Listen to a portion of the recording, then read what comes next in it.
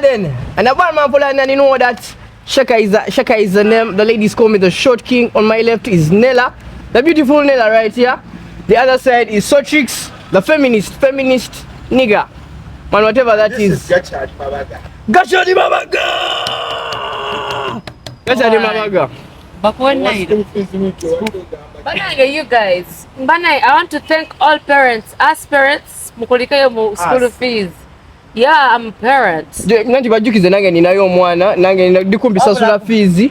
Mwana wa Shaka abula ye. Mwana. I'm sure he was not even having it in his memory. Emyezi musanvu je jibulayo mwana wange afulume. Bananga. Juli jali munana.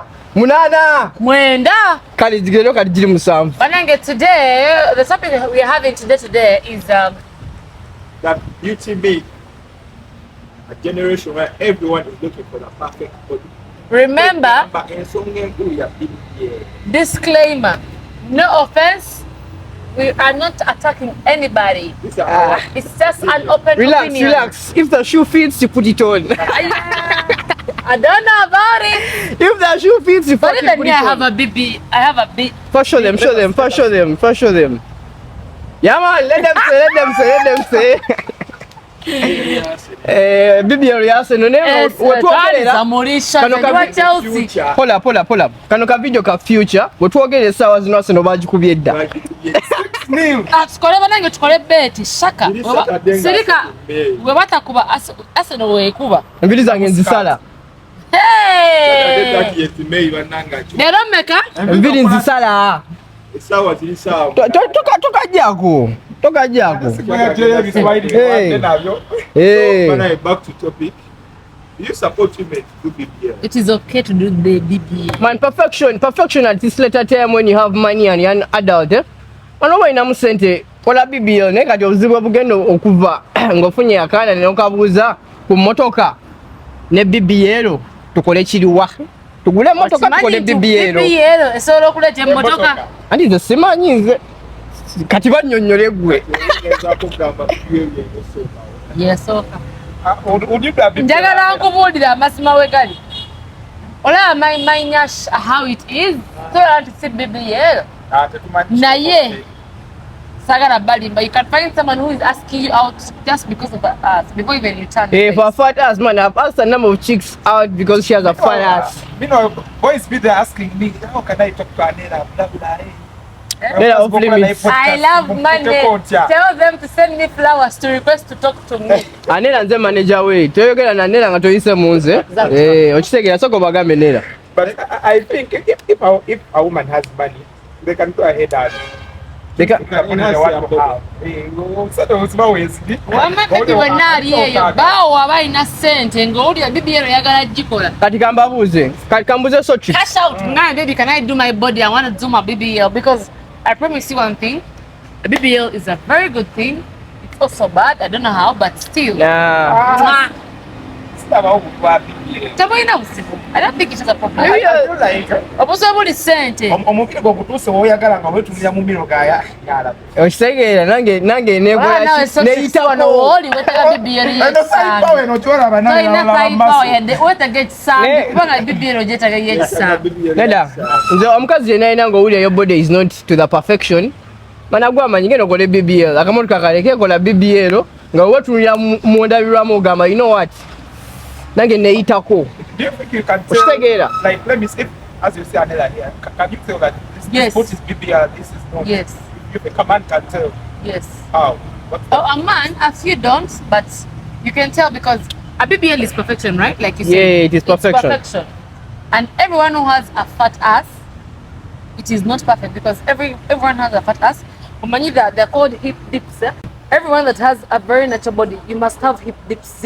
But they're called hip dips. No one zino bow. That's okay. BBL. It's fair for the person to talk about that. No, BBL. Mama, you can get a perfect body from BBL. You can. Too much. I don't think there is too much. Guys, let me tell you. They get basing on your body. Right, BBL or say full manga, it's not it. If you are very tiny, like Sotrix, for example, if you are a chick, nga you have a very tiny body ekitegeeza bwe bakola BBL, remember they have to cut parts of your body that have flesh in order to They create don't cut parts. Just massage. either way nati amasavu naye ge basala tebasala amasavu abagambye okukola research. Mukazi yeno w'omwana research gye nnina nze mukazi nakoze ogenda mukolera mami makeover nga amaze osala. wuliriza omuwala omutono kizibu nnyo omukolako BBL kuba jjukira balina okuexportinga meat to her body sigala she's going to come out They funny don't use meat, baby. oba masavu If they don't use fats, they use whatever they're using silicone. okay whatever they're using fata any chick is not kawa ensonga lwaki kisitu afaanana bulungi Bananga oyo omwana wallahi amazima gali nti He's a person naye nga that tuzze mu mazima. I swear I love her body. kisitu has that doesn't look like She already had a good omubiri body when she enhanced. actually she enhanced a lot. No, know she no, already enhanced. just yali There's nothing alone. munene. Just Just yali munene. she What were did yali? she did the perfect BBL man remember omwana yalina Yali omubiri munene. Ate even doctors can't just do something waliwo that abakazi doesn't kati go nga olaba with oyo your body. kiko kisitu waliwo abakazi nga anyuma nakutuulako obutunuzi Yoyo mwana. n'otamulya naye n'omutunula Ate already kirungi kirina kate katono kati. When you have a small head, wow. it is okay Sekusudia. Man, it is okay. Mish is my friend and her body is good. What I don't understand about people hating about BBLs is there are people who grow up nalabanga amanyi ogegaliko nafuna buno buki bo breasts kana omuntu aba alina omubiri gwe ng'alaba awa tiwateredde naye neyeekwatamu tetulina buzibu na BBL okitegeera if you have fat tits Naye nze waliwo BBL y'entumbwe bannange mu plugging kubanga embeera ndowooza ogiraba. Oh! Lala then why are so many women doing BBL now?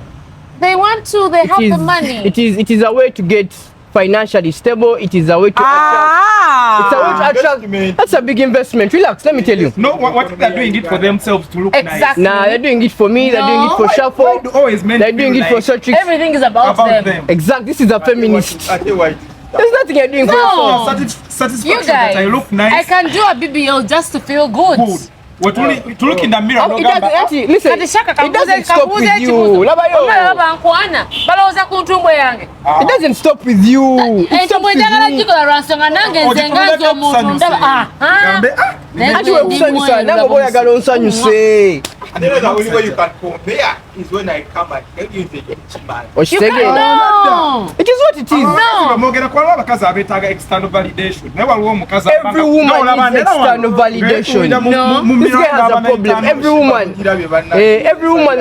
Every woman that is out there, you need external validation. That is not big. Labayo soko ulize. Buli mukazi aliyo yetaga external validation. Okitegeera. Regardless of what Shafu wajena mugamba man, you look good today.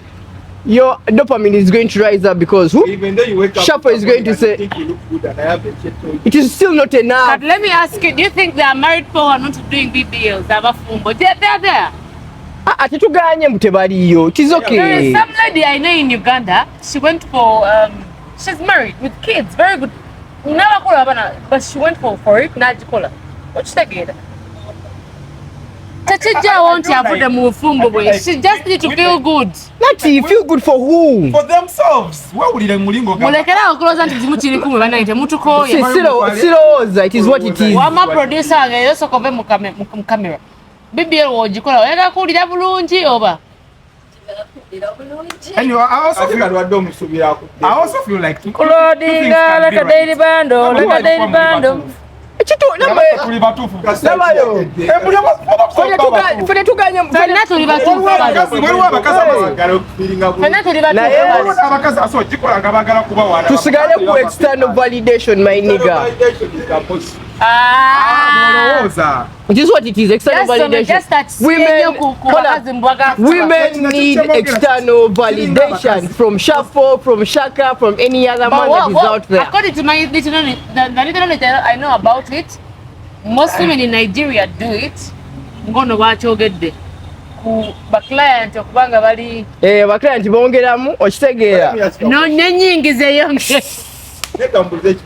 So how is getting up and asking to make you feel better? Sapo. Let them explain. When I get out of my bed, Explain. let me explain. Okay, explain. When I have a mirror beside my bed, and I wake up, I be like, God damn! Paka ngashafa zina gamba. Veles. Chagamba. No laba, shako mulaba. Tachaba mujimu ayagala kola kati. Kanyama. Na yata imirira mu mbira akola ati. Validation. Kutikiro amabati. Mama nyi. Naye akanyama kajimu okafiringa kabela kanja ulo kitegera wamba. Onooza kutikiro kwa chatu umuza. Kafiringe Amabati sawa bina. Yasitamo omulundi ku. So feeling omubiri gwa gym guno. Ogiraba.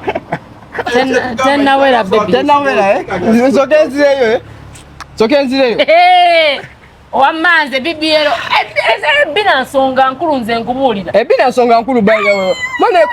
Mwene economy oba tolina bina. Sina economy bina nsonga nkulu. Economy.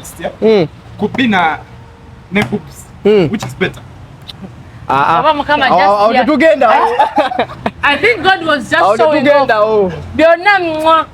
Personally, zamabere. Aze ayibina lyagenda walatanyuza mabere. Bina. Okimanyi no bro. Nyenzo kirabe bina lya stereotype kufiti. Sabo chagamba chagamba producer of the type ye. Let me explain. No, let me explain this one. No, hold up. So tricks. No, let me explain this one. For me, when I was in high school, for me, tits were a thing for me. You understand? Do you know why? Yes, hold up. That's okay. Tits were yours, Hold up. Kasoke malirize. Kaiseo. Ojukira video ya Nicki Minaj anakonda we ya kuluba. Kati kama bude where my preference changed. Kama bude where my preference changed. When I was in high school, I was a tits guy. You understand? I love tits. You understand? But that is because I hadn't had sex yet. You understand? Ngasina manya how important us is during what? Intercourse. You understand? In high school, I liked tits better. You understand? I liked the jugs, I liked the front part, I liked it better. But when I finished high school and I was nko kole ebintu. Okitegera mana kiri ekitundu ekirala ekya BBL ekyo kyemabega fa show them ekintu kyenjogerako the booty you understand. But let me say that is where my opinion change. You guys said so a joke. What is that meaning for me? I would prefer what? Nyash over what?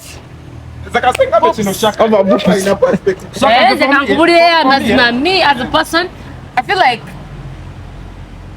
don't overdo it. Like tuchikola nnyo ku bere yange tochisusa. Bakikola bulungi. Personally, when we batambula kuku, I would prefer nyash over tits. Ne nsonga ziri nga tutandise. There are so many activities to do that tits than to do the ass. You can hold, you can put down, there are more activities. We can agree to disagree. We're not going to go over there. Let me say, the only time you involve the ass during those things is holding it. The tit ladies are winning this day. Yeah. It is okay. We are fighting. With booty. The ladies with booty, bro. With booty. Bro, no. Yes, excess. Just struggling at doing that thing.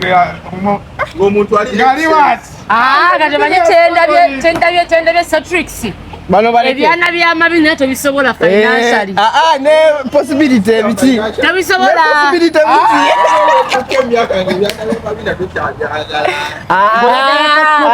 Kamulira ekintu kimu bannange mutusanye okuajiwinga lot naye kamulira ekintu kimu omusajja n'aba mu government ng'alina ssente be it Uganda or any other country weebuze lwaki agenda mu strip club kulaba bbeere Bute.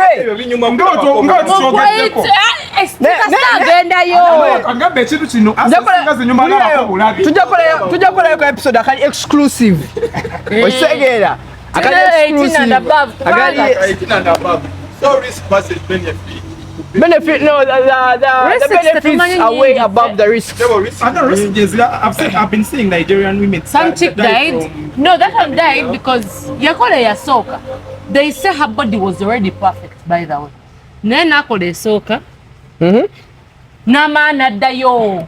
Nakole ndala. Nadamu na obayela.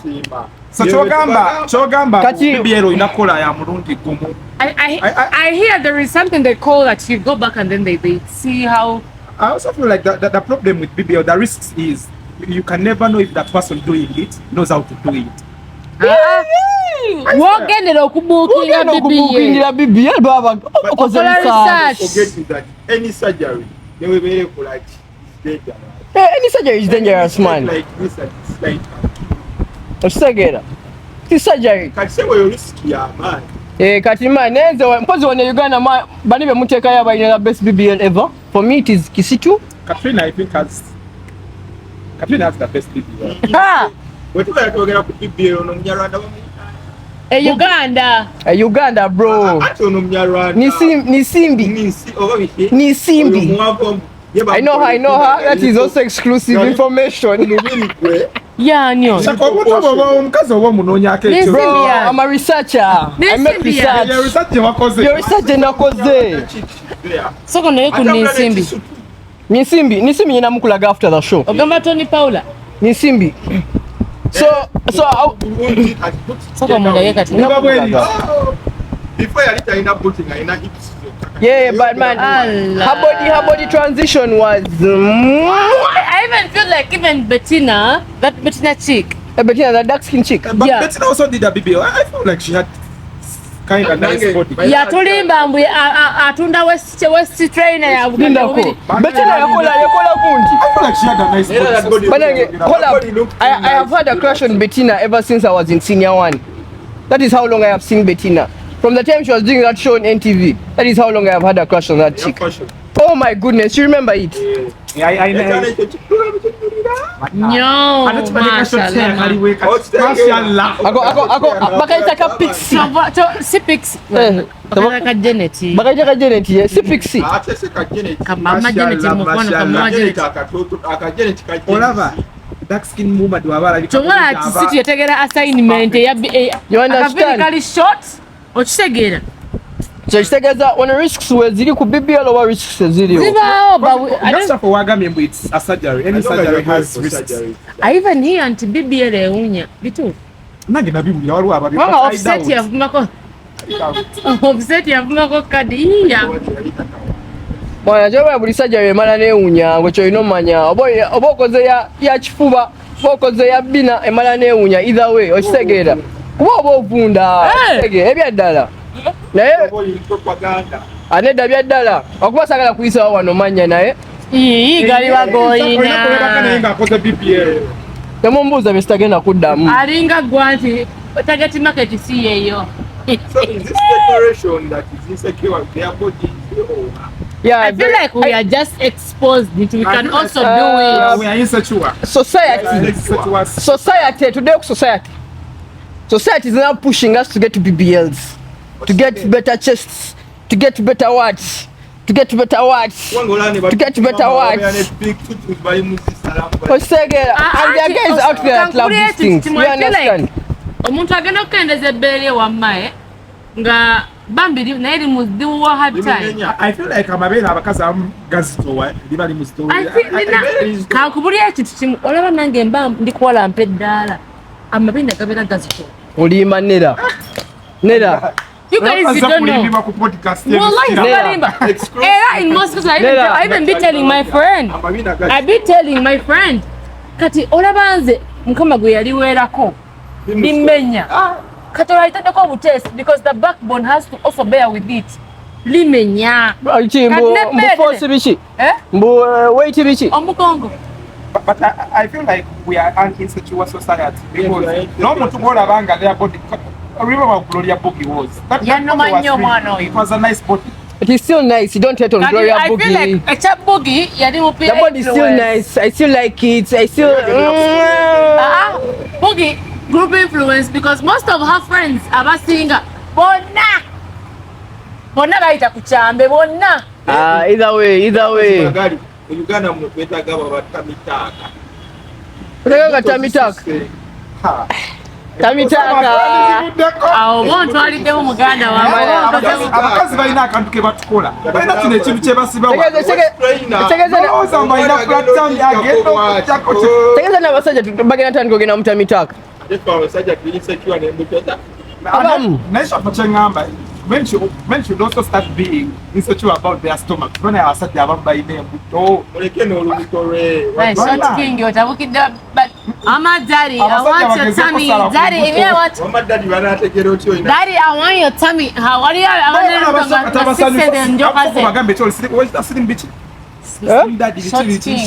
Short king, the hardest girl on the planet. The ladies call me the short king.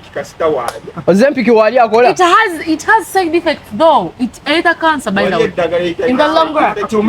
Wali mukazi yatunza slimming pills ye. Zikola. Nyo. My sister twazimira. Sister yange transiting very fast. Slim tummy. Mama mwabagala eddagala erisirimina mungi. Yeah, Laladen, Shabo, Laladen. What is harder to gain? What is harder to gain or lose weight? To lose. Oh, man, like for me, I've never been in situations like that of being able to gain and lose. You get, so I can't give an opinion and. I never worry the same. So never got in charge anymore. To lose. Nina stress. I've had stress this month for money. I lost weight very fast. So it's easy. I've gained it in 4 days. Someone told me that it's not easy to lose. Someone told me that whatever you're trying to get is the hardest. Yeah. Take the producer, I know who are trying to attain is the hardest. Hey, they just happened. Me personally, if you want to lose weight, give it a relationship. No mukazi we Kampala. Sure. Ebiragala nsibimanyiko kintu ne relationship. Mwesoge relationship bamwagala kusala weight. Kagwa ino mukazi w'olubuto tanzana yomba. Mukazi wange olubuto tomuyingiza bino bintu. Bireke. 22 year old akali ku campus first just second year. Oluzinge weight. Obosaze. Ne wana wote busomba.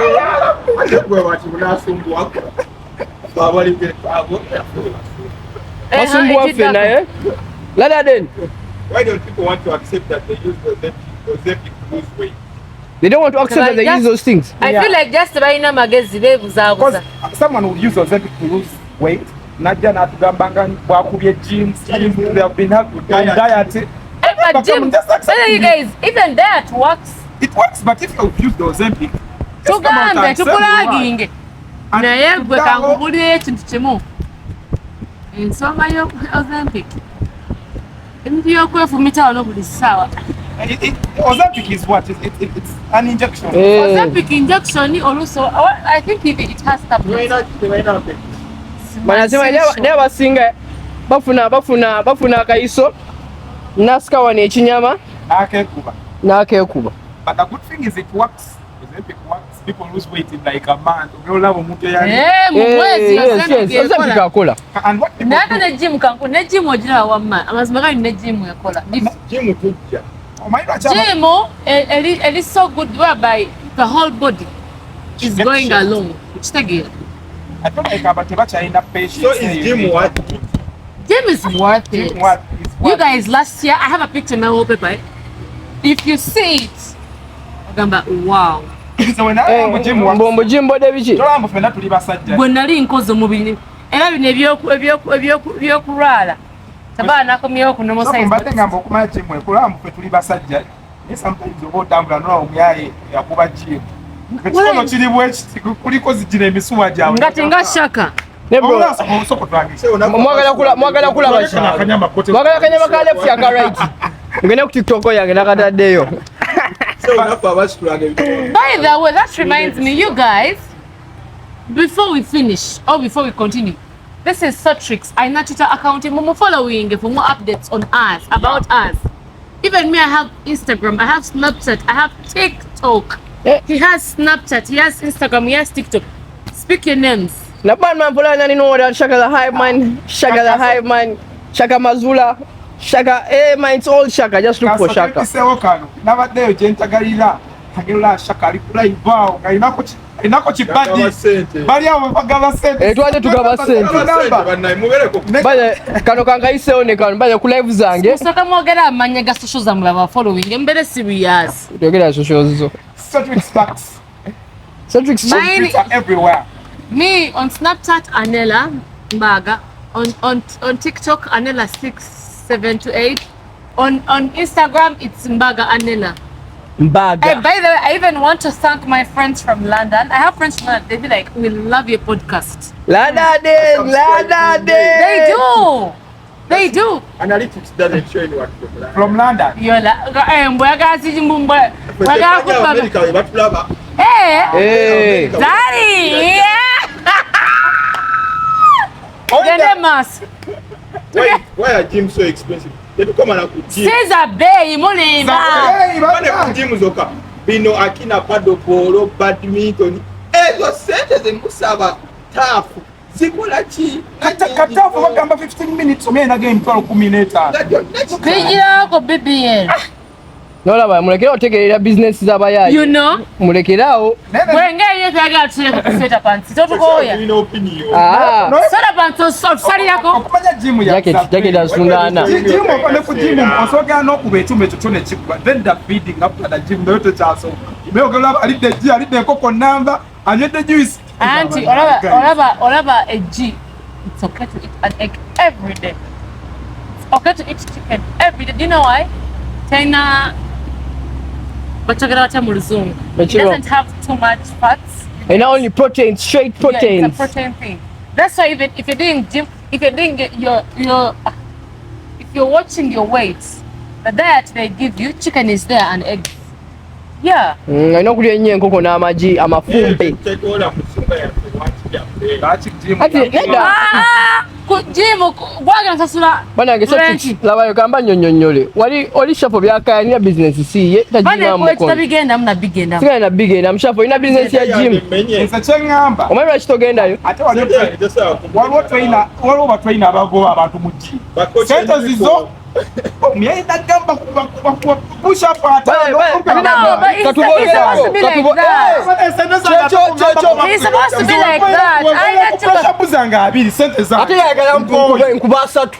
Ochungamba tunaweza ata it's my money. Banange bakochi ba gym. Mbona wanjagala gym yange.